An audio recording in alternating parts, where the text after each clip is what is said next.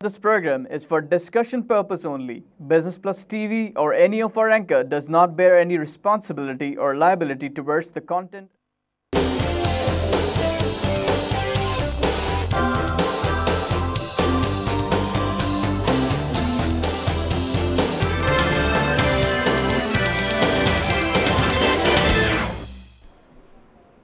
नाज़रीन, welcome to the market show. मैं हूं अली नासिर। आज जिस मौजू के ऊपर हमने जनाब वाला गुफ्तगू करनी है वो है हमारे यहाँ जो कंपेटिटिव एनवायरनमेंट है हमारे टेक्सटाइल एक्सपोर्ट्स के लिए, उसके मुतालिक हम बात करना चाहेंगे।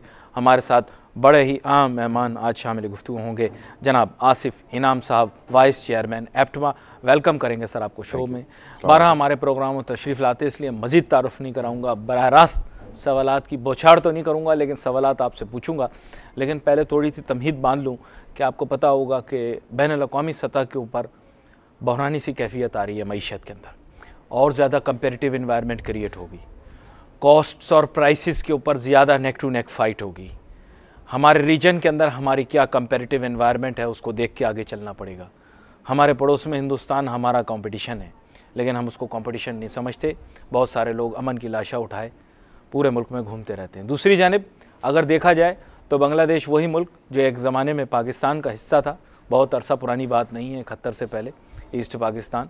अब बांग्लादेश कंपेरेटिव एनवायरनमेंट के अंदर वैल्यू एडेड टेक्सटाइल के अंदर हमें टक्कर देना तो बहुत दूर की बात है। उसकी वैल्यू एडेड टेक्सटाइल, मैंने ऐसा सुना है कि हमारी टोटल टेक्सटाइल एक्सपोर्ट से ज़्यादा बढ़ चुकी है, अगर मैं दुरुस्त कह रहा हूँ। Total textile export Pakistan export से, पूरे पाकिस्तान की एक्सपोर्ट से ज़्यादा उनकी वैल्यू एडेड टेक्सटाइल है, क्योंकि वहाँ पे रॉ कॉटन होता ही नहीं। सही कह रहा हूँ। इसके साथ साथ वियतनाम, और अब सुना कंबोडिया, और उसके अलावा कह रहे हैं अब लाओस के अंदर भी काम शुरू हो गया है। तो बंदा परेशान होता सुन के ये तमाम बातें। इसके अलावा मैं और मज़ीद तो जा नहीं रहा साउथ ईस्ट एशिया की जानिब या साउथ एशिया के और ममालिक की जानिब, और ये बड़ी हैरानकुन सी बात है, और इनसे आपने मुकाबला करना है। और उसके साथ साथ चीन, जो कि पाक चीन दोस्ती जिंदाबाद, लेकिन इस मामले में आपका कहीं कहीं पर हल्का फुल्का कंपटीशन ज़रूर है।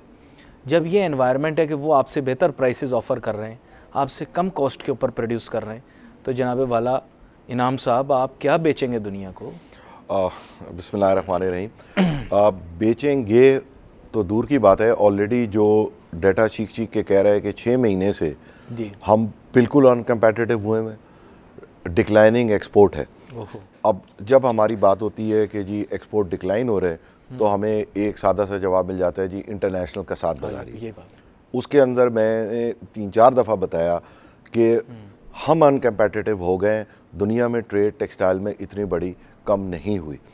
इंडिया और बांग्लादेश, आज आप इश्तिहार भी देखेंगे जो पीटीए वालों का आया हुआ है, तो वो ख़ुद कह रहे हैं कि बांग्लादेश की और इंडिया की एक्सपोर्ट 8% बढ़ी है, हमारी 12% गिरी है। अभी भी इस सिचुएशन में भी उनकी एक्सपोर्ट बढ़ी है। तो क्या वो किसी और दुनिया में बेच रहे हैं? पाकिस्तान की दुनिया कोई और है। वो यही है पोजीशन। वो एक कंपेटिटिव दुनिया में है। हमारे ऊपर टैक्सों की बौछार कर दी गई है। इंडस्ट्री को और एक्सपोर्ट को एक टैक्स बेस बना लिया गया है, ना हमारे रिफंड्स होते। उसके बाद गैस के ऊपर जो $100 का तेल था, तो गैस का हमारा रेट था 488 रुपये, वो 600 कर दिया। उसके बाद उस पर 200 रुपये GIDC लगा दिया। अब हम अपने बाहर से ये नहीं कह सकते कि हम गैस का GIDC जो है वो हमारी गवर्नमेंट ने ईरान पाइपलाइन का लगा दिया है, तो आप हमें पैसे देते, तो नतीजे से नहीं हमसे माल नहीं लेते। यही केस बिजली में, जब $100 का तेल था तो 9 सेंट की बिजली थी, आज 35 सेंट का। हमें क्या फ़ायदा हुआ? हमें फ़ायदा नहीं हुआ, पूरी दुनिया को इसका फ़ायदा हुआ है। और स्पेशली जो मुल्क जो कमोडिटी डेफिसिट कंट्री थे, देखिए 2 किस्म के हालात हैं। जैसे ब्राज़ील है, वो एक कमोडिटी रिच कंट्री था, आयरन और दुनिया भर की चीज़ें वो एक्सपोर्ट करता था। उसकी कमोडिटी की प्राइसेस गिरी, उसको नुकसान हुआ। रशिया को तेल की वजह से नुकसान हुआ। हम तो तेल इंपोर्टर हैं, हमारी तो इकोनॉमी बूम करनी चाहिए, विच पार्शली रिफ्लेक्टिंग के 15% हमारी इंपोर्ट बढ़ गई है। इस दफ़ा जो हमारा डेफिसिट है ट्रेड, वो 79% बढ़ा है। यानी उल्टा काम हो गया, जो कि बिल्कुल फैक्ट्स के भी मुनाफी है जी। और ये है इस तेल के भाव पे। गॉड फॉरबिड अगर तेल दोबारा 60 ही हो जाता है, 100 भी छोड़ें, तो हमारे पास तो, मुझे तो अनफॉर्चुनेटली अब बड़ी फिक्र लग गई है कि जी हमारे अनफॉर्चुनेटली अब इतने हम नीचे चले जा रहे हैं कि कंट्री की सस्टेनेबिलिटी का मसला आ जाएगा थोड़े दिनों में, जब आपकी ये रीपेमेंट्स ड्यू होंगे, जब आपको रीपेमेंट भी करना होगा, ट्रेड डेफिसिट वो मजीद ले लेंगे, नहीं मजीद कर्जे लेकर ये उतार देंगे। मजीद कर्जे का तो आज आप देख लें कि ब्लूमबर्ग में आर्टिकल आया है कि पाकिस्तान के क्रेडिट डिफॉल्ट स्वैप ऑलरेडी पिछले हफ्ते बढ़ गए। पूरी दुनिया में जो एक जीरो रेट पॉलिसी की वजह से रिस्क एसेट्स जो हैं वो मिस प्राइस हो गए थे, वो प्राइसिंग ठीक हो गई तो आपको 8-9% पे भी पैसे नहीं मिलेंगे। अच्छा, एक खादिम एक चीज़ यहाँ पे पूछना चाहता है, क्योंकि आप अमूमन ग्लोबल इकोनॉमिक सिनेरियो को समझती हैं, आपने ये जो डेट इंस्ट्रूमेंट ग्लोबल उठाया यूरो बॉन्ड, अभी तो दुनिया भर में इंटरेस्ट रेट कम हो गए हैं, तो वो बोझ आपने क्यों उठाया डॉलर में, जबकि रुपी जो है वो आपका डिप्रिशिएटिंग करेंसी है जो कि डिप्रिशिएट हो रहा है, और frankly speaking you as a exporter would either not want it but you would not want it appreciated, इतना तो कह सकता हूँ मैं आपके तवज्जो से। तो मुझे ये बताएं, आपने डॉलर डेट इतनी उठा ली, इसको किस तरह से उतारेंगे मुख्तसर, फिर मैं वापस टेक्सटाइल के ऊपर बाउंस बैक करूंगा। ये सवाल तो आपको उनसे पूछना चाहिए, यानी जब हम टेक्सटाइल वाले करेंसी की बात करते हैं कि जी इंडिया ने, दूसरे मुल्कों ने करेंसी को एडजस्टमेंट किया है, गुज़िश्ता 3 महीने में इंडिया की करेंसी जो है वो 10% या 15% डिवैल्यू हुई है, तो हमें कहा जाता है इससे कौमी नुकसान होगा। कौमी नुकसान, बात यह है कि आप मैसेंजर को डांटना शुरू कर देते हैं, मैसेज को नहीं पढ़ते। मैसेज देखिए, इसमें टेक्सटाइल इंडस्ट्री का कोई कसूर नहीं है कि अगर आपने $100 बिलियन की बैलेंस शीट और ऑफ बैलेंस शीट लायबिलिटी खड़ी कर दी है, हम बेचारे क्या करें, हमने तो नहीं लिया। अगर देखिए 56 अरब तो क्रिएट हो गई, अब क्रिएट हो गई तो unfortunately we will have to, और प्रॉब्लम ये नहीं है कि क्रिएट हो गई है, क्रिएट हो रही है। We are a deficit country, हमारा डॉलर में डेफिसिट है। हम जब ट्रेड डेफिसिट 79% कर रहे हैं तो हम उसको कर्जे से फाइनेंस कर रहे हैं। How long we can do it, ये सस्टेनेबल पाथ नहीं है। हमें ड्रैकोनियन मेजर्स लेने पड़ेंगे कि जी इंपोर्ट्स हमारी कम हो और एक्सपोर्ट बढ़ें, और अगर ये हमने नहीं किया तो खुदा ना खास्ता बहुत देर हो जाएगी। आज तक ड्रैकोनियन मेजर्स ही होते हैं, लेकिन वो उस काम के लिए नहीं होते जो आप चाह रहे हैं जी। मतलब टैक्सेशन साइड पे तो मतलब आप इंडस्ट्री को देखिए, हमारा इंडस्ट्रियल बेस जो है ना, जो भी हमारा, आप अगर पिछला डाटा उठा के देख लें, जो अभी जीडीपी नंबर्स हैं उसमें गाड़ियों की सेल 55% बढ़ी है। क्यों बढ़ी है कि जी गवर्नमेंट ने एक स्कीम निकाली है टैक्सी की, उसमें गाड़ियाँ बिक गई। मतलब हर जगह सिर्फ वहीं डेवलपमेंट हो रही है जहाँ गवर्नमेंट इम्प्लिसिटली गारंटी कर रही है रिटर्न। आपकी जितनी लायबिलिटी है जो पावर जनरेशन में नई आ रही है वो सारी आपकी ऑफ बैलेंस शीट लायबिलिटी है, क्योंकि आपने रेट उनसे सेंटों में तय कर लिए हैं। सर ये सब चीज़ें छोड़ें, आपकी तमाम चीज़ों की नफ़ी हो जाएगी। अभी सीपैक आने दें ज़रा, $46 अरब आ रहा है पाकिस्तान के अंदर, आपके टेक्सटाइल के वारे न्यारे हो जाएंगे। टेक्सटाइल को पूरा पाकिस्तान जो है वो देखिए, सीपैक इज, मैं आपको बताऊं, दो चीज़ों को आप कंफ्यूज नहीं करें। अच्छा, CPEC is very good strategically भी, और उससे हमें फ़ायदे होंगे, मगर उससे टेक्सटाइल या एक्सपोर्ट का कोई ताल्लुक नहीं है। उससे तो ज़्यादा ये होगा कि जी सड़क के किनारे होटल चलेंगे या एक ट्रांसपोर्टेशन का रास्ता हो जाएगा। ताल्लुक नहीं होगा, हमारी सबसे बड़ी एक्सपोर्ट को उससे कोई एडवांटेज नहीं होगा खास। नहीं, हमारी तो देखिए पहले तो एक्सपोर्ट बेस पहले ही बहुत कम है। जब हम कहते हैं कि जी हमें टेक्सटाइल नहीं चाहिए, तो उसके दो तरीके होते हैं। एक तो ये कि आप दूसरी चीज़ों को जो है वो बढ़ाएं, और टेक्सटाइल खुद ब खुद ख़त्म हो जाती है। बहुत सारे मुल्कों ने टेक्सटाइल को as a rocket booster first stage के तौर पे यूज़ किया और आगे बढ़ते चले गए। अगर आपका हेल्दी ये हो तो कोई ये नहीं। जब 1.5 साल पहले हमारा टेक्सटाइल का शेयर 54% था, आज 60% हो गया। यानी हम कह रहे हैं कि हमें टेक्सटाइल नहीं चाहिए, बल्कि टेक्सटाइल बढ़ गई है। उसकी वजह यह है कि जो बाकी एक्सपोर्ट्स हैं वो इससे ज़्यादा गिरी हैं। सर मैं एक मासूमाना सा सवाल पूछना चाहता हूँ, वो ये है कि जब ये ऑपरेशनल हो जाएगा, ज़ाहिरी बात है इकोनॉमिक कॉरिडोर, और आप भी जो चीज़ एक्सपोर्ट कर रहे होंगे वो सोर्स चाइना से, आप ही के पोर्ट से एक्सपोर्ट हो रही होगी आपके मद्दे मुकाबिल, यानी चाइनीज़ सोर्स की चीज़ें, वही जो आप बना रहे हैं वैल्यू एडिड, वो आप ही का पोर्ट इस्तेमाल हो रहा होगा उनको माल तरसील के लिए, और आप ही का एक पोर्ट जो है वो इस्तेमाल हो रहा होगा आपके अपने वसाइल के एक्सपोर्ट के लिए। तो कंपैरेटिव इन्वायरमेंट कितनी अच्छी रहेगी। आप वही दर्जी आपके यहाँ जो है वो सिलसिला के सब चीज़ें तैयार करके $50 के अंदर वो चीज़ भेज रहा होगा, और वही चीज़ चाइना $25 में दे रही होगी। कितना अच्छा हो जाएगा, है ना, बहुत बेहतरीन हो जाएगा। नहीं तो अगर आप ये कहेंगे कि मैं सीपैक पे कोई क्रिटिसाइज नहीं, मैं क्रिटिसाइज नहीं, मैं तो आपसे मासूमाना सवाल पूछ रहा हूँ। मासूमाना नहीं है, मैं आपको क्लियर कर, this is a very important project for Pakistan. And इस पे मैं समझता हूँ कि एज अ बिजनेस सर वो नाकाबिले तस्खीर वाली बातें अब सब हो गई। वो बलूचिस्तान के अंदर बन चुकी है हमारी सड़क, और अब वो जो सड़क हमारी जीबी कश्मीर वाली वो कंप्लीट हो गई। अब इसके ये काम हमने करवाना था, उसके लिए नाकाबिले तस्खीर था। अब इस पर बात हो सकती है कि आपकी सिविलियन गवर्नमेंट किस तरह के एग्रीमेंट्स करके वहाँ से आ रही है, इसका आप ताल्लुक उससे रहा ही नहीं ना सर। वो नाकाबिले, वो तो हमारे मुल्क के अंदर हर चीज़ ही नाकाबिले वो हो जाती है। लेकिन अब फ्रैंक फैक्ट ये है कि जो FTA आपने उनसे साइन किया है, हर चीज़ जो उनसे साइन की है, उसके बैकग्राउंड के अंदर सर आप क्रिटिसाइज किसी को ना करें, आप फैक्चुअली कल को फ्रैंक फैक्ट ये है कि आपकी प्रोडक्ट नहीं बिकेगी जब वही प्रोडक्ट आपकी ओरिजिन कर रही है कि वहां से। भाई दैट इज ऑलरेडी, आपको इस वक्त पता होना चाहिए कि इंटरनेशनल फ्रेट रेट इतने कोलैप्स हो गए कि आपको किसी उसका इंतजार नहीं करना रोड बनने का। ऑलरेडी आप बाजार चले जाएं, आप देख लें किस किस मुल्क के माल है उसमें, इंडिया का, थाईलैंड का, मलेशिया का, दुनिया भर के माल भरे हुए हैं। हम स्मगलिंग को एक्सेप्ट कर चुके हैं एज पार्ट ऑफ के जी it is illegal but accepted. अब उसकी क्या वजूहात हैं, क्या है? एक्सेप्टेड कैसे हो सकता है सर? वो आपकी इकोनॉमी की ऐसी तैसी कर रहा है। आप उसको तो टैक्स कर नहीं सकते, आप इंडस्ट्री को टैक्स कर सकते हैं। अब आप विशियस लूप में दाखिल हो गए।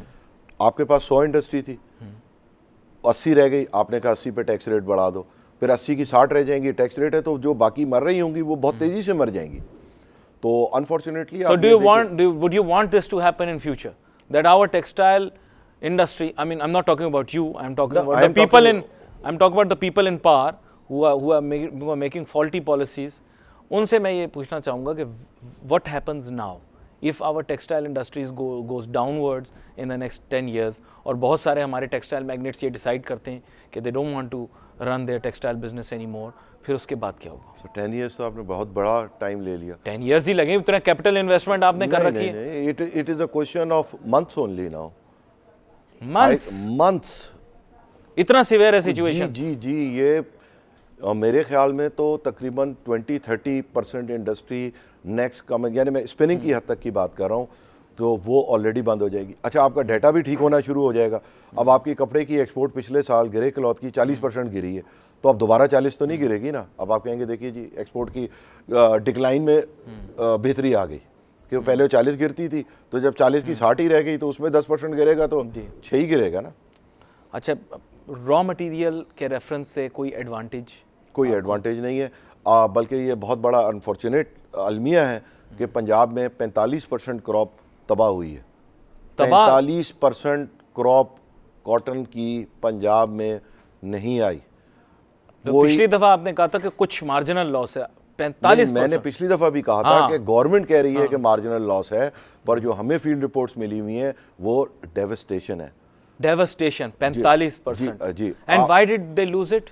बिकॉज ऑफ कोई कह रहा है कि जी इन्फीरियर डिजीज है। अब गवर्नमेंट तो यानी जो मतलब आप समझें कि जो लोग रिस्पॉन्सिबल हैं, सेंट्रल कॉटन कमेटी वगैरह से बात हुई, उन्होंने तो हर चीज़ अल्लाह पे रख दी कि जी वो मौसमी तगरियात थे। मौसमी तगरियात कोई आधी फसल तो नहीं कर देते, बल्कि मैं मतलब प्रॉब्लम फसल के साथ क्या आई है? आपकी जो स्ट्रेंथ है वो कम हो गई है उसकी, क्या नाम है?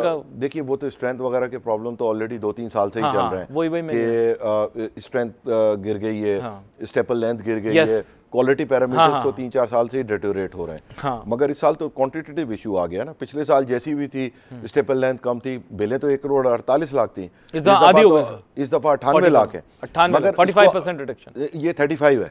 मगर इस 35 को जब आप डीपली एनालाइज करेंगे तो इसमें सिंध में तो पूरा अपोर्शन आया है। सिंध में जितनी क्रॉप आई थी उसमें 2% है। पंजाब में 1,08 लाख की 58 लाख बेल रह गई हैं। नहीं तो ये क्या बेल्स, मतलब ये कि वो पैदा ही नहीं हुई ना, पैदा ही नहीं की। अच्छा, अब फसल ही सड़ गई, व्हाटएवर यू से, बीमार हो गई, बर्बाद हो गई, या लोगों ने कल्टीवेट नहीं की। नहीं, कल्टीवेट तो एरिया आपके पास है ना, कल्टीवेट तो हुई थी। कल्टीवेट होके फ्रूटिंग नहीं हुई, उसका आपको रिजल्ट नहीं आया। अब नेक्स्ट ईयर के लिए भी कोई प्रोग्राम नहीं है कि जी ये कौन से किसान बीज लगाएंगे, कौन से कोई फलां करेंगे, क्या होगा। तो ये सीड बोर्ड वगैरह है ना, हमारे यहाँ यूनिवर्सिटियाँ इसके ऊपर काम कर रही हैं, एग्रीकल्चर यूनिवर्सिटियाँ हमसे टैक्स लेते हैं वो, उसके बाद वहाँ पे बेतहाशा 3-3.5 हज़ार स्टाफ है। तो ये चंडीगढ़ वाले कैसे बना रहे हैं नई नई वैरायटियां, और ये वो on the other side of the Punjab वो किधर किधर से वैरायटियां लेकर आ रहे हैं, फलां रिसर्च तो फलां रिसर्च। एक्चुअली जब हम इंडिया और पाकिस्तान की ईल्ड कंपेयर करते हैं ना, जी जी, तो हमेशा एक ट्रिक की जाती है कि इंडिया इज रेन ग्रोन, जो इंडिया की 90% क्रॉप है जी, वो रेन ग्रोन है। अच्छा, मतलब बारानी ज़मीनें हैं। जी जी, पाकिस्तान इज इरीगेटेड। इरीगेटेड। तो जब आप इंडिया की ओवरऑल क्रॉप लेंगे तो रेन ग्रोन में हमेशा ईल्ड कम आती है, इवन अच्छी जगह पे भी। ओके ओके, ठीक है, क्योंकि वो मौसम के लिहाज से उसको हर वक्त आप ज़रूरत के हिसाब से इनपुट्स नहीं देते। ठीक है, जब आप पाकिस्तान को इंडिया के इरीगेटेड एरिया से कंपेयर करेंगे तो ईल्ड का फ़र्क 100% है। They are making more. इस सिवाय इस दफ़ा के कि इंडियन पंजाब में भी पेस्ट अटैक की वजह से वहाँ भी 30-40% हुआ है। पर 2 महीने पहले वहाँ पे वज़ीर आला पंजाब ने बोर्ड बना के मेरे ख्याल में 400 साइंटिस्ट या कितने उनकी कमेटी बना के ये सब इंश्योर किया है कि जी 4000 वैरायटी के बैंक में से ये देखा जाए कौन सी वैरायटीज़ हैं, ताकि ग्रोअर काश करते हुए नहीं डरें, कौन सी जो है वो सस्टेन कर जाएंगी इस तरह के हालात। मतलब जो भी बीमारी हुई है। मगर अभी तो हमने सबसे पहले तो किसी चीज़ को इम्प्रूव करने के लिए होता है कि पहले तो आप रिकग्नाइज करें कि तबाही हो गई या तबाही किस वजह से हुई है, आप उसको एसरटेन किसी ने शोर ही नहीं किया, बता रहे हैं 45% cotton is cash crop. Sir बर्बाद हो गए ग्रोअर, आप कह रहे हैं शोर ही नहीं किया। शोर कहीं आवाज़ ही नहीं आई कहीं, भाई शोर वोर यही होता है ना, मतलब उन्होंने मतलब कोई मेंशन ही नहीं किया। वो किसान पैकेज में कोई उनका भी जिक्र आ जाता, चावल वालों का तो जिक्र आ गया था, कॉटन वालों का मैंने सुना नहीं, शायद आया हो, आई डोंट नो। आपने सुना? मैंने चावल वालों का देखा था कि उनको कॉम्पनसेट करो प्राइस। नहीं वो जो 5000 है वो कॉटन के लिए भी है। कॉटन के लिए भी, कॉटन के लिए बल्कि just want to clear my mind, मुमकिन है गलत बात मैं क्यों करूं? नहीं वो कॉटन और उसके लिए अगर आप ये देखें कि किसी ग्रोअर को 10 मन या 20 मन ईल्ड ही नहीं मिली तो उसका नुकसान तो 60,000 का हुआ है, तो यू कांट कंपनसेट विद 5000। हाँ, ये वो तो स्कीम थी, वो उसमें एप्टमा ने भी तजवीज़ की थी, वो गवर्नमेंट का अच्छा इक़दाम था, मगर that was for the compensation of the price difference, कि जो इंटरनेशनल प्राइसेस कम है।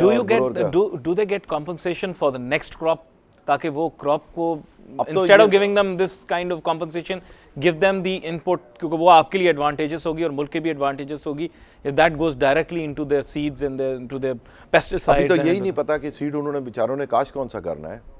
पहले आप आइडेंटिफाई तो करें कि कौन सा हुआ क्या है और कौन सा बीज अब सही रहेगा। इसके लिए आप ही को काम करना पड़ेगा, to be very frank. APTMA will have to do the research centre thing, you will have to do. हमने किया था, वो हमसे वापस ले लिया। नहीं, बनाना आप ही को पड़ेगा। इनसे नहीं, हम डबल खर्चा तो नहीं कर सकते कि हम पहले सेस दें 1 अरब रुपए का, उसके बाद हम 1 अरब रुपया और लाएं कि जी हम अपना इंस्टीट्यूट बनाएंगे। आप ऐसा करें कि सेस छोड़ दें, एप्टमा को कहें कि वो इस सेस के पैसे से अपना इंस्टीट्यूट बना ले। मतलब यू कांट डू बोथ, कि जी आप टैक्स लेके कहें कि जी government will going to develop the varieties, और उसके बाद आप उन इंस्टीट्यूट्स के हालात। Government is responsible to develop this varieties, but they are not doing it, that's another thing. But are they responsible? ये तो ग्रोथ और गवर्नमेंट का है ना, देखिए प्रोवाइडेड, ठीक है, इस मगर टैक्स जो है वो हम देते हैं ऑन एवरी बिल कंज्यूम, और वो इसी मद में होगी कि उसकी बेहतरी की जाए, या कि उसकी बेहतरी की जाए, कोई तहकीक की जाए, लेकिन उसका कोई खास रिजल्ट ये नहीं हो रहा। क्योंकि आपने बताया 45। मैं आपको बताऊं कि 1992 में पाकिस्तान ने जो क्रॉप अचीव की थी वो 1 करोड़ 28 लाख बेल थी। वो आप कहते हैं आज भी रिकॉर्ड है, वो आज उससे 20% कम है। तो इसका मतलब है कि हमने जो रिसर्च में अरबा रुपया 20-25 साल में लगाया वो सब मट्टी चला गया। लेकिन इनाम साहब, एक चीज़ मुझे बड़ा सताती और तंग करती, दुनिया भर में क्या होता है कि यील्ड मल्टीफोल्ड बढ़ा रहे हैं वो, जहाँ पानी नहीं वहाँ पे ऐसी वैरायटी ले आते हैं जो बगैर पानी के चल जाए, जहाँ बारिश नहीं वहाँ ऐसी वैरायटी ले आते हैं जो बगैर बारिश के चल जाए, जहाँ किसी भी एक भी इनपुट या इशू एग्रीकल्चरल फैक्टर की कोई कमी हो उसके बगैर भी काम चला लेते हैं। ऐसे भी ले आए हैं वैरायटीज़ जिनके ऊपर पेस्ट के अटैक कम से कम असरअंदाज होते हैं। हम इस सिलसिले में क्यों काम नहीं करते, मुझे परेशानी होती है बड़ी। नहीं, इसमें मैं आपको एक बात बताऊं कि दुनिया में जो भी वैरायटी बनती हैं इनका एक शेल्फ लाइफ होती है। नॉर्मली जो एक सीड आप डेवलप होता है कि आप उसको पेस्ट रेजिस्टेंट कर लें, तो नॉर्मली कुदरत ने भी कीड़ों को ये सलाहियत दी है कि वो भी अपने आप को अडॉप्ट करते हैं। तो तकरीबन ये एक्सपेक्टेड होता है कि जो अडॉप्शन साइकिल है इट्स अबाउट 10 ईयर्स, कि आपने जो आज वैरायटी बनाई है और बड़ी कामयाब बनाई है, वो 10 इयर्स में जो है वो एक फेल वैरायटी में कन्वर्ट हो जाएगी। लकीली कोई 14 चली जाएगी, कोई हो सकता है 6 साल में फेल हो जाए।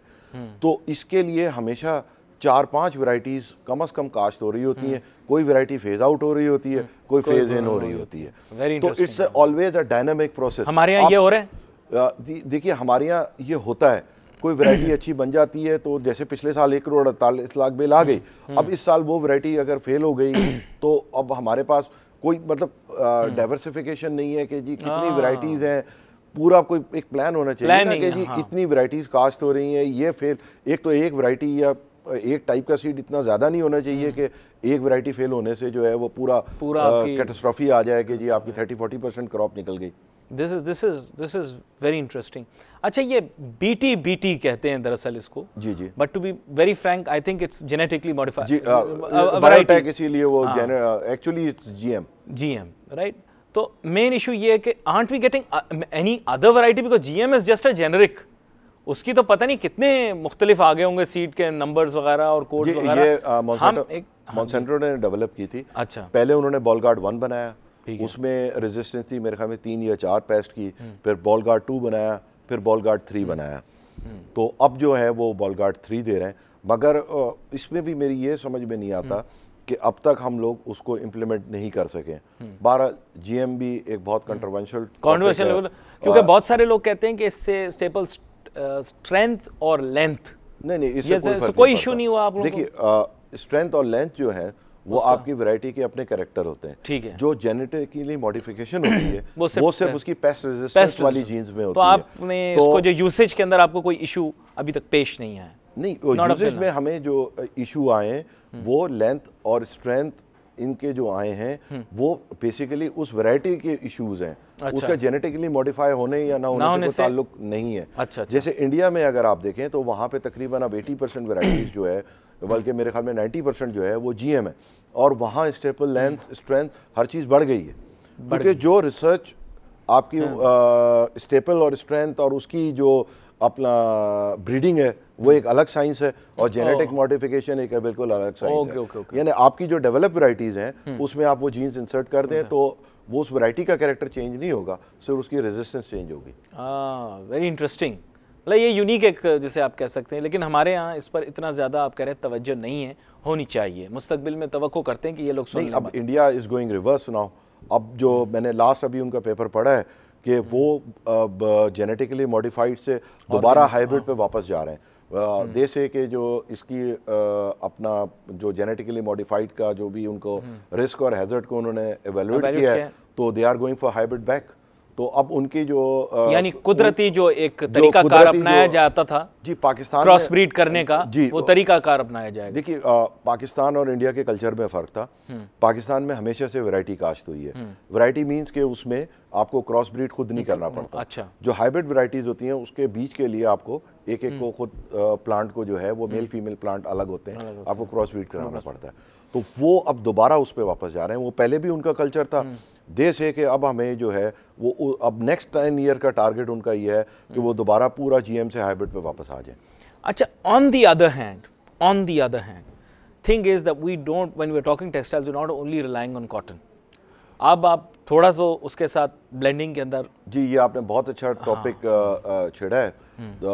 मतलब जिस वक्त आज से को 40-50 साल पहले कॉटन का शेयर 78% था, आज दुनिया में 28% हो गया। And that 28% is raw 28%। तो रॉ का मतलब ये है कि उसमें 100% कॉटन प्रोडक्ट्स को और ब्लेंडेड प्रोडक्ट्स को अलग करेंगे तो वो शेयर 100% कॉटन प्रोडक्ट का वैसे ही कम होकर 12, 14, 18 वॉटेवर, मैंने इस पर एग्जैक्ट वर्किंग नहीं की, वो आ जाएगा। चाइना में जो कॉटन का शेयर है वो सिर्फ 23% रह गया। तो अब जो बाकी फाइबर्स हैं वो तो हमारा पूरा खाना ही खाली है, उसमें हमारा ड्यूटी स्ट्रक, और बल्कि उसमें हम इतने अनकम्पेटिटिव हैं कि आज बाजार में यानी $1 बिलियन की पाकिस्तान में सिंथेटिक टेक्सटाइल की ऑफिशियल इंपोर्ट है। कितनी सर? $1 बिलियन। $1 बिलियन जी। तो वो तो हम लेंगे नहीं लेते हैं। अच्छा। तो मैं आपको डाटा बता रहा हूँ कस्टम का। अब इसमें आप अंडर इनवाइसिंग और फिर वो अगवान ट्रांजिट ये सब था, तो $2-3 बिलियन तो हम इंपोर्ट कर ही रहे हैं। तो बेसिकली हम नेट एक्सपोर्टर और एक्सपोर्टर नहीं रहे हैं। चलें इस सिलसिले में बात करेंगे और ख़ास तौर पे इस सिलसिले में बात करेंगे। हमने एक स्ट्रेटजी डेवलप की थी कि हम इंडिजिनसली ये सारे जो हैं फाइबर्स वगैरह खुद डेवलप करेंगे। उस सिलसिले में क्या बना उसके बारे में भी बात करेंगे, लेकिन let's take a short break.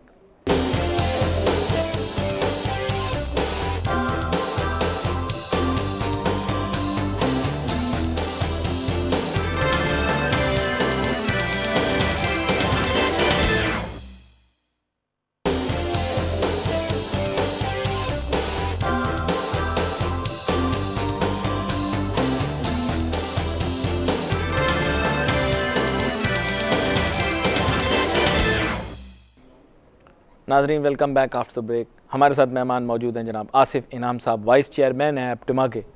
Sir break पे जाने से पहले हमारी गुफ्तगू हो रही थी, एक ज़माने में हमारे नेशनल एक तरह की एक स्ट्रेटजी अडेप्ट की थी। आजकल तो हमारी सारी स्ट्रेटजियाँ एक समत में ही जाती हैं, लेकिन एक वक्त ऐसा था कि हम माशी तरक्की के मुतालिक भी सोचा करते थे।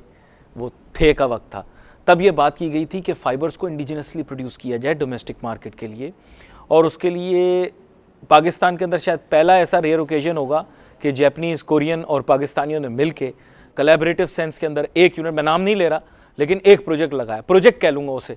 फिर उसके बाद कहा गया कि साइमल्टेनियसली, ज़ाहिर बात है उनका इंटरेस्ट बढ़ जाएगा, because they have the technology and we would definitely be needing it, and like you said we might be getting about roughly more than $2 billion plus as import। तो ज़ाहिर बात बड़ी इंडस्ट्री, बड़ा बेस है, एक आध यूनिट और extra लग जाए, लेकिन फिर वो कोई फाइबर का कोई एक्सपैंड नहीं हुआ बिज़नेस, उसका फुटप्रिंट बहुत ही छोटा रह गया। टेक्सटाइल बढ़ती चली गई और फाइबर डोमेस्टिकली प्रोड्यूस्ड अब कम है, और जैसे आप बता रहे हैं कि बल्क जो है वो अब इंपोर्ट किया जाता है। देखिए इसके अंदर मैं आपको बताऊं कि सबसे पहले तो एक ज़माने में पहले टैरिफ रेजिम्स थी जो 2005 में ख़त्म हो गई। तो टैरिफ रेजिम में जो नेगोशिएशन हुई WTO में, वो कंट्री टू कंट्री स्पेसिफिक हुई, यानी that was not one size for all कि जी आपने ये करना है। तो अनफॉर्चुनेटली जो हमने WTO नेगोशिएट किया वो इतना मैं तो कहूँगा कि वीक तरीके से किया कि उसमें टैरिफ्स नहीं। जैसे जब हमने इंडिया और पाकिस्तान के टैरिफ स्टडी किए, इंडिया में यान पे 26% ड्यूटी है, कपड़े पे 50 है, गारमेंट पे जो है वहाँ ड्यूटी रेंज करती है 90 से लेकर 225% तक। पाकिस्तान में मैक्सिमम टैरिफ ही 25 का एग्रीड है WTO में, आपने शायद इम्प्लिसिट टैरिफ इस वक्त 21 रखा हुआ है। तो किसी को क्या इंटरेस्ट होगा? देखिए आप किसी मुल्क से जब FTA साइन करते हैं, जब आप FTA का जिक्र कर रहे थे, हमारे पास है क्या बेचने को जो हम फ्री ट्रेड एग्रीमेंट साइन कर रहे हैं? सारी दुनिया से करने के शौकीन है भाई हम। नहीं, उसके में कोई लॉजिक ही नहीं। You don't have any product now भाई। we did the MFN thing for textile people. Textile people were shouting we want MFN from India, we'll sell our lawn there। नहीं कोई नहीं। एक तो इंडिया में नॉन टैरिफ बैरियर बहुत है, tariff बहुत है, वहाँ पे 50% टैरिफ के साथ आप क्या बेचेंगे? उनका माल है सारा, एक तो पहले ही बिक रहा है, उनको कोई वैसी प्रॉब्लम नहीं है। आपका टैरिफ का डिफरेंशियल ही इतना है, आपका 20% टैरिफ है, उनका 50% है, उस पर आप काम कैसे करेंगे? तो ये इतना मैं समझ नहीं पाता, इतना मिसपरसीव्ड किस्म का हमारा रिएक्शन क्यों होता है? क्योंकि आपको याद होगा उस ज़माने में ऐसी बातें होना शुरू हो गई कि जी हमारे टेक्सटाइल एक्सपोर्ट्स के लिए सबसे बड़ी मार्केट इंडिया होगी और हम तो जनाब वारे न्यारे हो जाएंगे। मुझे तो आज तक मैंने नंबर्स एंड फिगर्स देखे, टेक्सटाइल वालों से पूछा, उन्होंने कहा मिनिस्क्वल हमारा एक्सपोर्ट होता है इंडिया को। ऐसे नहीं कि नहीं होता, लेकिन होता है, मिनिस्क्वल एक्सपोर्ट होता है। देखिए इंडिया आपकी मार्केट नहीं है, India is your competitive, right? आपका कंपटीटर है, तो इंडिया आप भूल जाएं। इंडिया की प्रोडक्ट पाकिस्तान में आके इसलिए बिकेंगी कि वो दे आर वेरी हाईली कम। देखिए कॉटन उनके पास सरप्लस है, बिजली उनकी सस्ती है, प्रोडक्टिविटी उनकी हमसे ज़्यादा है। तो मतलब व्हाट आर आपके पास एडवांटेज इंडिजीनियस क्या है जो आप किसी चीज़ को एक्सपोर्ट? कॉटन आपकी शॉर्टफॉल, और आज नहीं मेरे ख्याल में 1993 से लेकर आज तक कौन सा साल है जब आपको कॉटन इंपोर्ट नहीं करनी पड़ रही? Does it hurt you when you does it hurt you when you hear कि एक ज़माने में आप स्पेशलाइज थे इस फॉर्म में, फिर कंपैरेटिव एडवांटेज आया और now you are losing it? Does it hurt you when you think about it कि आपने इतनी कैपिटल इन्वेस्टमेंट कर दी, इस मुल्क के इतने वसाइल लग गए? देखिए इसमें भी बहुत सारी चीज़ें होती हैं। देखिए कुछ चीज़ें ऐसी होती हैं, कुछ कॉस्ट पुशअप्स ऐसे होते हैं कि जिनको आप एब्जॉर्ब कर सकते हैं। जैसे जब आप एक इंडस्ट्री चला रहे हैं तो आप ये एक्सपेक्ट करते हैं कि आपकी प्रोडक्टिविटी जो है वो over a period through technology improve हो। तो कुछ कॉस्ट होती हैं जैसे लेबर की, इन सब की, वो आप एब्जॉर्ब करते चले जाते हैं थ्रू बेटर प्रोडक्टिविटी। मगर ये जो एकदम आया हम पे कि जी जो 13 रुपए का GIDC था वो 200 रुपये पहुँच गया and with in a period of 6 month. फिर उसके बाद बिजली का रेट 9 का 14-15 रुपये हो गया और 1.5-2 साल रहा, अब 2-3 रुपए आपसे वादा किया कम कर देंगे, एक तो आपको कर दिया नोटिफिकेशन आ गया, तो फिर आपको क्या टेंशन है? नहीं तो 3 रुपए भी 12.5 रुपए बनता है भाई। 12.5 में दुनिया में कौन सी 6% आपको दे दिया रेट कॉस्ट ऑफ बोरोइंग, और क्या चाहिए आपको? सस्ता कर दिया आपको, उस पर तो डबल फायदा है आपको, एक्सपोर्ट फाइनेंस के ऊपर और कम मिलेगा, मजे ही मजे। इतना सस्ता मुल्क नहीं वैसे बता रहा हूँ, इतना सस्ता मुल्क है नहीं, ये तो माने ना आप, एक्सपोर्ट फाइनेंस का रेट आपका लो है, आपने बोला सिंगल डिजिट इंटरेस्ट रेट लेकर आओ, लाके दे दिया। जीएसपी प्लस के लिए आपने कहा जीएसपी प्लस इतनी बड़ी अचीवमेंट आपको दिला के दे दिया। मैं आपको बताऊं कि जीएसपी प्लस पे बहुत काम हुआ है, it's not one man achievement, इसमें it's a collective achievement and achievement of both the governments. तो क्योंकि मेजर स्पेड वर्क उस पीरियड में ही हुआ था, तो ये नहीं होता तो आपकी एक्सपोर्ट मजीद 15% गिर चुकी होती। मजीद 15%? आप सिर्फ ये देखें कि जिसका जहां जीएसपी प्लस है वहां पे आपकी एक्सपोर्ट सिर्फ मेंटेन है, बड़ी नहीं है कोई। हमारा तो ख्याल था कि बाकी तो कोलैप्स है। यूरोजोन के अंदर क्या यूरो टर्म्स या यूएस डॉलर टर्म्स के अंदर एक्सपोर्ट बड़ी तो नहीं होगी? मैं तो नहीं बड़ी नीचे नहीं की तरफ जाएगी थोड़ी सी, अच्छा, किसी आइटम में 2% बढ़ गया, किसी में 2% घट गया, वो है। लेकिन नॉर्थ अमेरिका में तो मेरे ख्याल गिरावट आएगी थोड़ी बहुत। गिरावट नहीं आ रही, जो अब एक और बहुत जो आ रहा है कि इंटरनेशनली ट्रेड बढ़ रही है, इट्स फॉल्स के को टेक्सटाइल ट्रेड कम हो रही है, हमारा शेयर कम होता जा रहा है। जो अब हम 2.4% हैं, वो मेरे ख्याल में इस साल 2.2 आ जाएंगे। तो हमारा प्रोजेक्शन ये है कि हमारा, उन्होंने बहाने नहीं किए जिनकी 8% एक्सपोर्ट बढ़ी है, उनके कोई हीले बहाने नहीं थे कि हम 8% बढ़ गई, हमारी नीचे चली गई, उनकी बढ़ गई, तो हमने वही बहाना डाला, उन्होंने वो बहाना नहीं डाला। नहीं, वहाँ पे देखिए, जो बांग्लादेश जो है ना, वो इतना बड़ा अब टेक्सटाइल, उनको अंदाजा है कि हमारी पॉपुलेशन है और हमें एम्प्लॉयमेंट क्या, ये सबसे बड़ा सोर्स है। आपको ये पता होना चाहिए कि जब बांग्लादेश में हड़ताल होती है तो जो हड़ताल करने वाली अपोजिशन होती है उसको भी पता होता है कि जो इसके ट्रक हैं, यान के और फैब्रिक के और जो एक्सपोर्ट रिलेटेड हैं, उसके लिए वो हड़ताल माफ़ होती है। यानी उसमें वो ट्रक जो है वो गवर्नमेंट्स के मूव कर रहे होते हैं। अपोजिशन गवर्नमेंट दोनों एक पेज पे हैं कि जी ये हमारी कौम की ज़रूरत है। वो उसको समझे एक उन्होंने नेशनल इंटरेस्ट डिक्लेयर करके कोई भी उसको हाथ नहीं लगाता कि इसको ख़राब किया जाए। ये अहम चीज़ है ना, ये बहुत अहम चीज़ है। अच्छा, हमने तो लॉ एंड ऑर्डर आपके लिए A1 कर दी भाई, अब वो शिकायत खत्म लॉ एंड ऑर्डर वाली। जी, law and order, law and order, lowest नहीं, not lowest interest rate in the region but one of the lowest interest rates in the region, if one can say. ये तो कह सकता हूँ, पता नहीं कह सकता हूँ नहीं कह सकता, लेकिन कह देता हूँ ठीक है, इट्स लो। और एक्सपोर्ट फाइनेंस भी आपको सस्ती, हमने जो है वो देखे ना ये सारे, और आप कह रहे हैं कि भी 3 रुपए अभी कम कर दिया, हो सकता है आगे चल के 2-3 रुपए और कम कर दें आपके बिजली का टैरिफ, और क्या चाहिए इतना जबरदस्त किस्म का। मैं आपको बताऊं कि अब आप फिर अगेन है कि इंडियन टैरिफ जो है वो जब 10% डिवैल्यू हो गया है तो वहाँ तो लोकल टैरिफ और 7.5 का भी साथ रह गया। आप भी 105 से ऊपर तो ही हो, 105-106 हो गए मेरे ख्याल में 100 आ रहे हैं अभी, 100 या 4.5। हाँ चलें, तो ये भी बुरा तो नहीं है, अच्छा खासा ही है। मतलब बात बुरे अच्छे की नहीं है, बात यह है कि आपकी इंडस्ट्रियल इन्फ्लेशन क्या है। पिछले 3 साल में हमें क्या क्या इन्फ्लेशन फेस करनी पड़ी। हमारी 9,000 से वेजेस 13,000 होगी। आप इसकी परसेंटेज इन्फ्लेशन, 15,000 का वादा है, ज़हनी तौर पर तैयार है, 15,000 का वादा है तो ना, मैं आप माने या ना माने, वो कहाँ है वादा और किया कहाँ है वो भी मैं नहीं बताऊंगा कहाँ पे खड़े होकर किया, लेकिन किया है 15,000 का वादा। ठीक है, वो ठीक है। फिर वो एक लंबा टॉपिक हो जाएगा कि जी अनफॉर्चुनेटली जो बेरोजगार हो जाएंगे उनको 15,000 कैसे मिलेंगे, तो वो बहरहाल we don't want to debate, अभी लंबा हो जाएगा। नहीं चलो। फिर उसके बाद आपकी जैसे गैस का मैंने आपको बताया कि 488 का 800 हो गया, तो ये कॉस्टें जब आप इसको हम पास ऑन कैसे करें? Sir, we are posting inflation rates around 2% per quarter. I've been told this is our inflation rate. देखिए, imagine इतने लो inflation rate में आप फंक्शन कर। मैंने आपको बताया कि जो हमारा इंडस्ट्रियल इन्फ्लेशन की बात करूं, वो तो कहीं आप नहीं बात कर रहे हैं ना।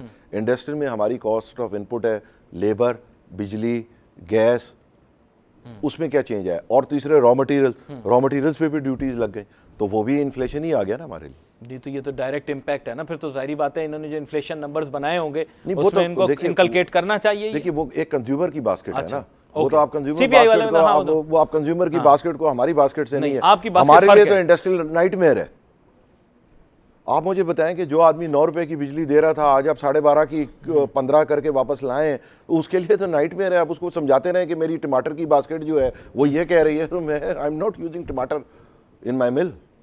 So you have your own industrial inflation which have your which inputs has exploded, हाँ, which has your basket of inputs, जो कि आपने बता दिया, जो बताया। और उसमें से कई ऐसे इन्फ्लेशन हैं कि जो मतलब टैक्सेशन की फॉर्म में है, जैसे GIDC है या जो बिजली के ऊपर टैक्स लगा है इक्वलाइजेशन का। टैक्सेस आए कोई ये सब 2-3 साल में ही लगे हैं ना, कि जी बिजली में आपने कहा कि जी ये आदमी बिजली पे नहीं कर रहा, तो जी जो पे कर रहा है उस पर डाल दो, तो वो टैक्सेशन ही हो गई ना। तो मैं अच्छा, ये टैक्सेशन की खूबी ये है कि अभी ऑटोमेटिक फार्मूला है कि पहले 10 अगर हैं उसमें से 2 मर गए तो बाकी 8 पे और डाल दो, फिर अब 8 में से 6 रह जाएंगे तो उन पे और डाल दो। ये तो बड़ा अजीब तो ये तो डेथ स्पायरल में आपने इंडस्ट्री को डाल दिया है। And it's not with only exporting industry, it's total industry of Pakistan except for कि जिनको 100% की चलो ऑटोमोबाइल वगैरह को प्रोटेक्शन है, उसके अलावा आपकी मेजर इंडस्ट्री जो है वो तबाह हो रही है। आपके देखिए जब आप पावर प्लांट लगाते हैं, वर्ल्ड बैंक आते हैं वो थपकी देकर जाते हैं, वेरी गुड एक्सीलेंट। देखिए IMF वाले थपकियां देते हैं, वेरी गुड एक्सीलेंट। हमारी बातें के लिए होती हैं, वो पूरी नहीं। वो बातें भी कुछ ठीक है। जब आप एक पावर प्लांट लगा रहे हैं $2 बिलियन का, तो वो आपके GDP कंपोनेंट में इन्वेस्टमेंट ग्रोथ आएगी, ठीक है। मगर वो पावर प्लांट क्या अगर आप 13 सेंट का या 12 सेंट का लगा रहे हैं, वो वायबल रहेगा या लाइबिलिटी बनेगा कंट्री के, उसका फैसला। मैंने आपसे लफ्ज यूज किया ऑफ बैलेंस शीट लाइबिलिटी। मेरे अपने हिसाब से 30-40 बिलियन की तो ऑफ बैलेंस शीट लाइबिलिटी खड़ी हो गई है, जो अब ओवर अ पीरियड ड्यू होनी शुरू होगी। आपको रोज बिल आएगा उसका। देखिए for the every unit produce they will charge you 13 cent. अब आप उसको कितने में मार्केट कर सकते हैं? We will become energy self sufficient, that's the plea we have taken. देखिए energy self sufficient in energy production. देखिए आप सेल्फ सफिशिएंट एनर्जी में बने, इसमें कोई इख्तिलाफ नहीं है। देखिए बहुत सारी चीज़ें ऐसी होती हैं, कोई रोड को कोई कुछ को, देखिए वो सब चीज़ें भी ज़रूरी हैं। देखिए कोई अच्छा काम हो रहा हो आप उसको क्रिटिसाइज नहीं करना चाहिए। वही रोड बन रही है बहुत अच्छी चीज़ है, फलां चीज़ हो रही है। पर आप मुझे बताएं स्पेशल टेक्सटाइल जोन को अनाउंस हुआ है CPEC के इर्द-गिर्द? Doesn't make a difference. No, but that comes part of the road map. No, you are the biggest export of textiles. That's what I am trying to explain you. कि zone will not make a difference. You don't have indigenous raw material. You don't have a competitive advantage. What makes the difference कि आप 100 zone announce कर दें? हाँ, ये तो आपने बहुत बड़ा क्वेश्चन मार्क खड़ा कर दिया। But what if we put you next to a power plant? Then what makes the difference? मैं 14 सेंट की बिजली पे तो मर जाऊंगा। और पहले तो 14 आप खरीदते हैं, फिर उसको आप ग्रिड में डालते हैं, फिर उसको आप मुझे जो उसके लाइन लॉसेस देते हैं, तो मैं 18 सेंट की बिजली है तो मैं तो कोई फ्रेट सेविंग नहीं हो जाएगी अगर आपको उसी ट्रैक के ऊपर रख दिया जाए? मतलब कुछ ना कुछ तो आपको फैसिलिटेट करना है ना या उसी में ही, मतलब जो हमारा मेगा ट्रैक तो जब हो जब कोई लगाने का कोई बात कर रहा हो। हम तो मौजूदा की सर्वाइवल की बात करें कि हम हमारे जो चल रहे हैं वो बचा लें, बाकी तो नए हैं भाई। आप चाइनीज इन्वेस्टर ले आना, वही लगा देंगे। $20 बिलियन तो वियतनाम में इन्वेस्ट हुआ है, पाकिस्तान में क्या हुआ है? तो ये सवाल मैं आपसे पूछता हूँ ना, ये तो मैं आपसे पूछ रहा हूँ ना। Why is textile not lucrative? For the last 20 years it's not lucrative. Why foreign investors not coming? ये तो आप बताएं कि जब फॉरेन इन्वेस्टर आपका 6 चीजों में आ रहा है, आपका टेक्सटाइल में नहीं आ रहा, क्यों नहीं आ रहा? ये जहन में आता है सवाल। कहते हैं कोई फैसलाबाद के अंदर कोई यूनिट लगाना चाह रहे हैं। देखिए ऐसा मैंने एक दो फ्रैक्शन आइसोलेट, देखिए 1-2 आइसोलेटेड है, बहुत सारे हैं यहाँ के माशाल्लाह डायनेमिक एंटरप्रेन्योर हैं, उन्होंने जॉइंट वेंचर्स भी किए हैं। ये तो होता रहेगा। देखिए वी आर बाय पॉपुलेशन पता नहीं कौन सी रैंक है, 6 लार्जेस्ट। तो ये 1-2 जो है ये तो प्लीज मतलब इट्स नॉट अ मतलब we are talking about Vietnam जो हमारे से 6 गुना या 7 गुना छोटा है, वहां $20 बिलियन की इन्वेस्टमेंट आ रही है in textile. And imagine this was a country in 1960s. No one could have imagined this country would be here. और ये जो हम कहते हैं कि जी हमारे पास कॉटन है, कॉटन की क्या वैल्यू है? Now Bangladesh is the largest importer of cotton in the world. 56 lakh bale वो स्टैटिस्टिकल बेल वो इंपोर्ट करेंगे। I have heard that majority of their import of oil bales cotton bales comes from India. तकरीबन उनका major है उनका India है। और पाकिस्तान से कुछ जाता है थोड़ा बहुत उनको कॉटन, रॉ कॉटन है ही नहीं सरप्लस। कुछ 1-2 लाख चली जाती है, तो लेकिन वो नहीं है, वो नहीं है इंडिया वाला। आपके पास सरप्लस ही नहीं है, वो तो जितनी जाएगी उतनी आएगी। वो तो आप नेट तो आपका डेफिसिट ही है ना। इस साल जो आपका डेफिसिट है वो आपका तकरीबन 5 मिलियन बेल्स का है, जो मेरे ख्याल में हमें पड़ेगा भी नहीं क्योंकि उतनी इंडस्ट्री क्लोज होती जा रही है। So if I look at the different steps of cotton of the textile industry right now, मैं किन इनपुट्स को देख रहा हूँ। जैसे आपने बताया कि अब raw cotton becoming less importance in the overall world economy हमारे लिए, but in Pakistan of course हमारे लिए एसेंशियल है, क्यों हम डिजाइन ही उसी पे है ना। तो हम yes we are design for that. तो मेन इनपुट तो हमारा कॉटन कह लूँ आपकी कॉटन है, सबसे बड़ा तो कॉटन ही है। कॉटन के बाद में एनर्जी कंज्यूम करूंगा, उसके बाद एनर्जी है, फिर obviously for captive power plant I need gas. जी वो एनर्जी में ही आ गया, एनर्जी में ही आ गया, दोनों आ गए ना, gas component. Would you be using any other input as of such? You need cost of funds obviously, आप जो करेंगे लेवरेज हैं इस वक्त टेक्सटाइल मिल्स हमारी डेट पे हैं, बीएमआर पे हैं, क्या सिचुएशन क्या है डेट की? देखिए मुख्तलिफ हैं, इसमें तो बहुत वैरायटी है। मतलब लास्ट 4-5 साल में चूंकि एनर्जी का बहरान भी रहा है तो लोगों ने बहुत ज़्यादा एक्सपेंशंस भी नहीं किए हैं, तो कई लोगों के तो डेट रीपे हो गए, तो अब वो नया डेट हो सकता है लेना भी नहीं चाहते हो, क्योंकि जब आपको देखिए आप मुझे 0% पे भी पैसा दे दें, पैसा तो मुझे वापस करना है ना, जब तक मेरा प्रोजेक्ट ही वायबल नहीं होगा तो मैं 0 पे भी पैसा लेने को तैयार नहीं होगा। तो यानी वो वैसे भी हमने देखा कि प्राइवेट सेक्टर डेट कम हो गई थी, और अब जैसे आपने बताया कि बहुत सारे लोग एक्सपेंशन की तरफ नहीं गए। अब जो आपने देखा है कि जो क्रेडिट ग्रोथ आई है, ये मतलब इत्तेफाक से हमारी आज बात हो रही थी कि इतनी बड़ी क्रेडिट ग्रोथ क्यों आई है, ये सारा लॉस फाइनेंस हुआ है। This is not credit growth due to some expansion in the industry, this is the loss financing by industry, कि जो इंडस्ट्री रीपे कर चुकी अब उसको घाटे हो रहे हैं, उसने बैंक से नया कर्जा लिया, उसने अपना घाटा फाइनेंस किया। Very interesting. It's a very small portion is only new machinery or new capital investment, new capital or modernization. Major is. Have you seen a lot of machinery coming into Pakistan? No, you can see the data. Very unique. तो sir फिर फायदा क्या? अब zero rated आपकी machinery की भी फिर फायदा क्या हुआ? किसी ने मंगाई नहीं? जीरो रेटेड कुछ है, कुछ पे जैसे अभी जनरेटर्स वगैरह हैं उन सब पे आज भी 10% ड्यूटी है, 17% सेल टैक्स है। तो मैंने अगले दिन बात की थी किसी से, उन्होंने कहा नहीं जी सारे टेक्सटाइल की जितनी मशीनरी आती है सब जीरो रेटेड है। नहीं कुछ है, कुछ है, अच्छा, नॉट ऑल। और generators basically for energy production. जी एनर्जी है, वो भी टेक्सटाइल में यूज होना है। हाँ, बट प्राइमरीली जो टेक्सटाइल की अपनी मशीनरी है for the purpose of production, not ancillary और ऑक्सिलरी वर्क। बल्कि कॉस्ट ऑफ डूइंग बिजनेस में ये भी आया है कि 2 साल पहले बजट में जो है, जो हमारे तमाम आइटम 5% पे थे स्पेयर पार्ट्स के, उन सबको हाईएस्ट टैरिफ पे ले गए। वही impact for what? Spare parts for your machinery, उस पे भी टैरिफ बहुत बढ़ गया। वो टैक्स फ्री नहीं है? नहीं, वो नहीं है, टैरिफ फ्री नहीं है। अच्छा, तो जीरो रेट नहीं है। अच्छा सर, एक ज़माने छोटी सी एक बात करूँगा, एक ज़माने में ये बात की जा रही थी कि पाकिस्तान हब बन जाएगा टेक्सटाइल मशीनरी मैन्युफैक्चरिंग का। खैर very very far fetched concept. वो तो एक ज़माने बुलेट ट्रेन भी लग रही थी पाकिस्तान में, आपको याद होगा, एक ज़माना था।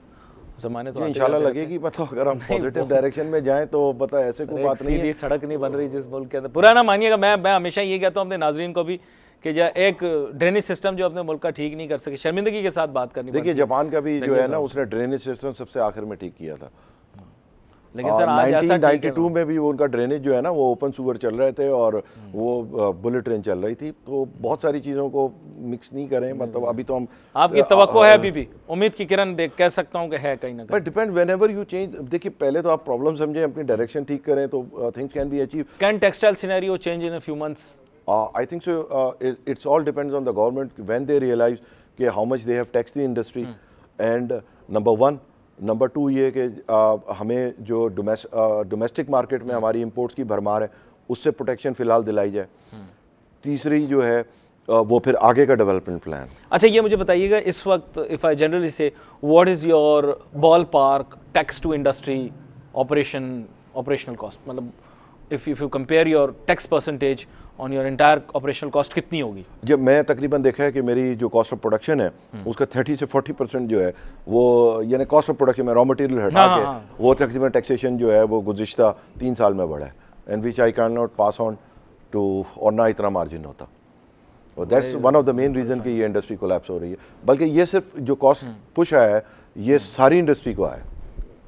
बड़ी अहम गुफ्तगू आपसे हो रही थी, वक्त फिर कम रह गया, और हमेशा मैं कोशिश करता हूं कि बहुत सारे मौज़ूआत आपके साथ डिस्कस कर लूं, लेकिन आने वाले दिनों के अंदर आपको दोबारा मैं मदऊ करूंगा, तो बहुत सारी चीज़ें मुझे आपसे और वाज़े करनी हैं ताकि इसकी बेहतरी के लिए अगर कोई तजावीज़ हों तो वो भी नाजरीन के सामने रखी जा सकें, अरबाब इक़्तिदार के सामने रखी जा सके।